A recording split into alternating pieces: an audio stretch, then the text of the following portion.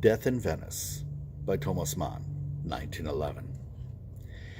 He was overwrought by a morning of hard, nerve-taxing work which had not ceased to exact his uttermost in the way of sustained concentration, conscientiousness, and tact. For an intellectual product of any value to exert an immediate influence, which shall also be deep and lasting, it must rest on an inner harmony, yes, an affinity, between the personal destiny of its author and that of his contemporaries in general. Men do not know why they award fame to one work of art rather than another. Without being into the faintest of connoisseurs, they think to justify the warmth of their commendations by discovering it with 100 virtues, whereas the real ground of their applause is inexplicable. It is sympathy. But it seems that a noble and active mind blunts itself against nothing so quickly as the sharp and bitter irritant of knowledge.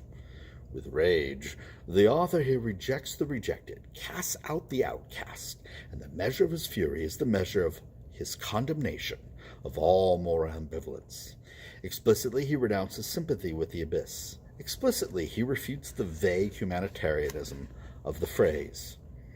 He was here unfolding, or rather was already in bloom.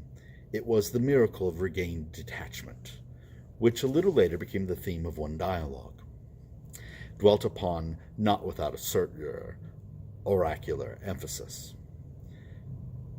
Has it not been written that the sun beguiles our attention from the things of the intellect to fix it on things of the sense? The sun, they say, dazzles, so bewitching reason and memory that the soul for very pleasure forgets its actual state, to cling with doting on the loveliest of all objects which she shines on.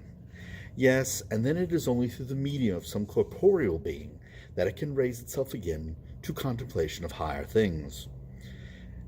There can be no relation more strange, more critical, than that between two beings who know each other only with their eyes, who meet daily, yes, even hourly, eye each other with a fixed regard, and yet by some whim or freak of convention feel constrained to act like strangers.